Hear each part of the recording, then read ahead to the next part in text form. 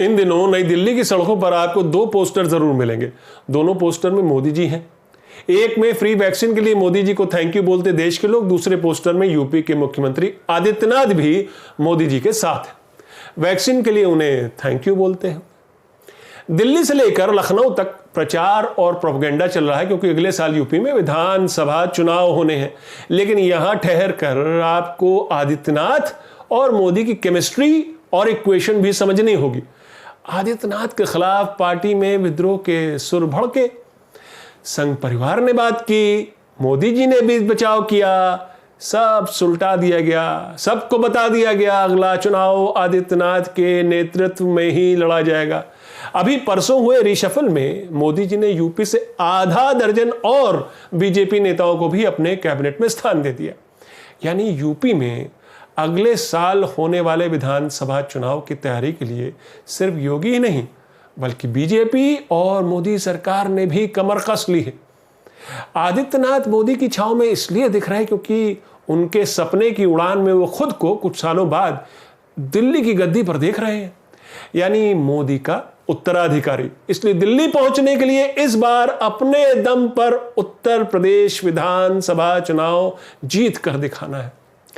लेकिन विधानसभा चुनाव तो अभी 8-9 महीने दूर है। फिर भी कोशिश यह है कि उसके पहले जितने छोटे मोटे चुनाव हो वो भी जीत लिए जाएं, कैसे भी।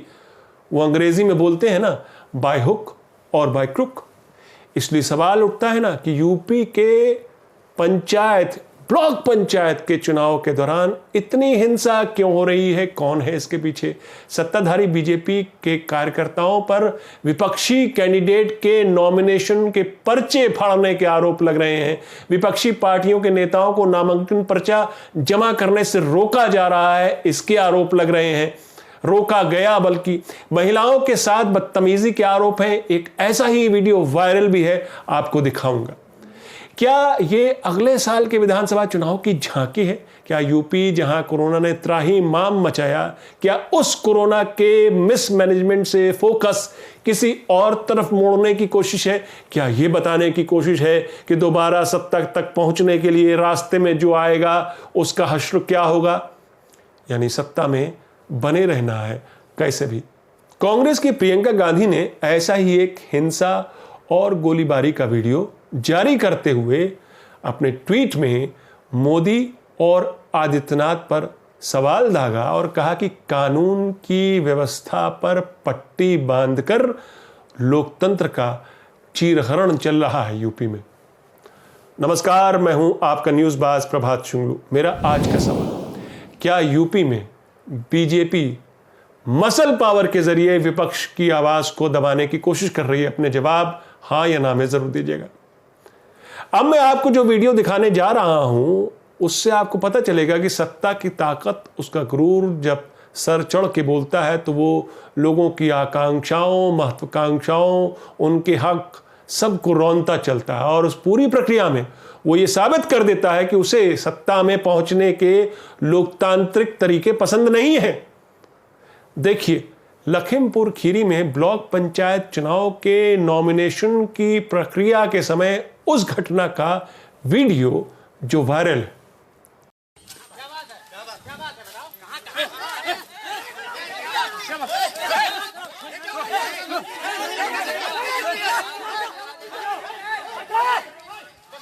लेकिन बताया जाता है कि यह महिला समाजवादी पार्टी की कैंडिडेट की प्रपोजर थी। पहले उसे ब्लॉक ऑफिस के बाहर रोका गया, जिस समय का यह वीडियो आपने देखा।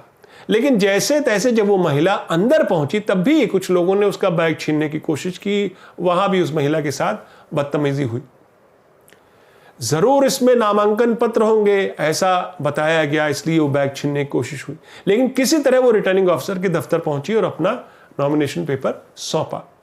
इस घटना के बाद लोकल थाने में मॉलेस्टेशन की एफआईआर दर्ज हुई। कुछ पुलिस वालों को सस्पेंड भी किया गया, ऐसी खबर आ रही है। लेकिन हिंसा का यह तांडव आखिर हुआ क्यों? और भी जो जिलों से जो रिपोर्ट आई, और भी कई वीडियो वायरल हैं जिसमें यूपी के कई जिलों में, कई जगहों पर लोगों पर पुलिस लाठियां बरसाती दिखी। लोगों को तितर बितर करते दिखी। गोलीबारी की आवाज़ साफ सुनाई दे रही है, जिसका एक वीडियो प्रियंका गांधी ने भी वायरल किया, जो कि सोशल मीडिया पर वायरल है। ये लोग भी विपक्षी पार्टियों के कार्यकर्ता थे। ट्विटर पर एक हैशटैग ट्रेंड कर रहा है। इन सब घटनाओं को देखते हुए एक हैशटैग ट्रेंड कर रहा है। क्या है वो हैशटैग? हैशटैग यूपी डीजीपी निकम्मा है। इसी सोशल मीडिया पर गोदी मीडिया पर भी कटाक्ष हुआ, क्योंकि गोदी मीडिया यूपी की हिंसा पर चुप रहा।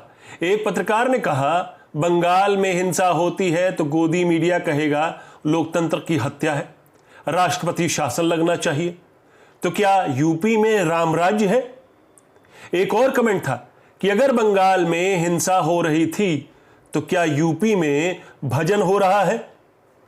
पुलिस मान रही कि यूपी के कई जिलों में जैसे सीतापुर, बहराइच, उन्नाव, कन्नौज, जौनपुर, एटा, बस्ती और सिद्धार्थनगर में पिछले 2 दिनों में हिंसा और तोड़फोड़ की जबरदस्त वारदातें हुई।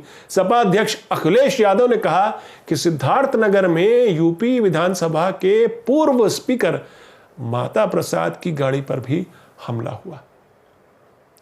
सपा अध्यक्ष अखिलेश यादव ने आरोप लगाया कि यह हिंसा केवल बीजेपी के इशारे पर हुई। नामांकन पत्र फाड़कर ये लोकतंत्र का मजाक उड़ा रहे हैं, ये कहना था अखिलेश यादव को। 1 दर्जन से ज्यादा जिलों में सपा कार्यकर्ताओं और कैंडिडेट के पर्चे फाड़े जाने की शिकायत हुई। चुनाव तो 10 जुलाई को होने, लेकिन बीजेपी ने पहले ही घोषित कर दिया कि हमने तो 276 ब्लॉक प्रमुख पोस्ट बिना लड़े ही जीत ली, क्योंकि मैदान में सामने चैलेंज करने वाला कोई नहीं था। लेकिन सपा नेताओं का यही तो कहना है कि उनके कैंडिडेट को लड़ने से रोका गया, उनके नामांकन पत्र कई जगह फाड़े गए। सत्ता तक पहुंचना है कैसे भी, बाय हुक और बाय क्रुक। आप पूछेंगे कि आखिर ब्लॉक पंचायत के चुनाव में ऐसी हिंसा क्यों?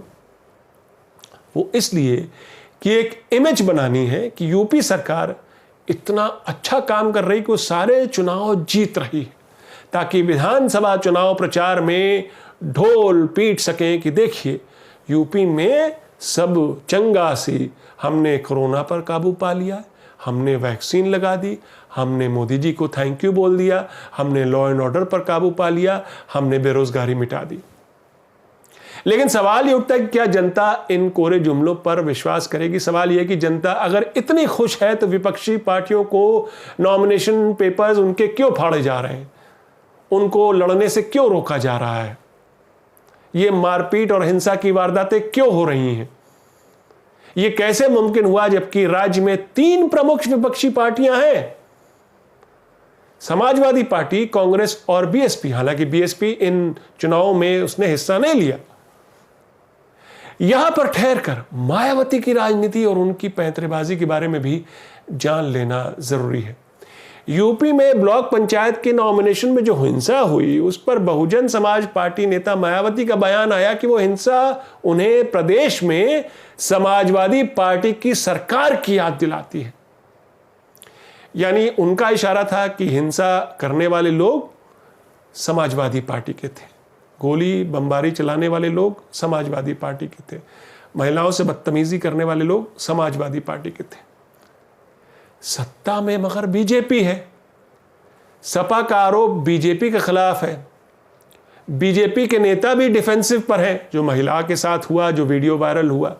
मगर मायावती सपा से 2-2 हाथ करने के मूड में है अगले विधानसभा चुनाव में, और यह बात चौंकाती जरूर है। यूपी पर नजर रखनी होगी, सत्ता समीकरणों पर नजर रखनी होगी, लेकिन सत्ता चुनाव जीतने के लिए क्या रास्ता इख्तियार करती है, इस पर खास तौर पर नजर रखनी पड़ेगी। मेरा आज का सवाल मैं फिर दोहराता हूं, क्या यूपी में बीजेपी मसल पावर के जरिए विपक्ष की आवाज को दबाने की कोशिश कर रही? अपने जवाब हां या ना में जरूर दीजिएगा। तो ये थी आज की न्यूज़बाजी। फिर मिलेंगे एक नई न्यूज़बाजी के साथ। तब तक के लिए नमस्कार।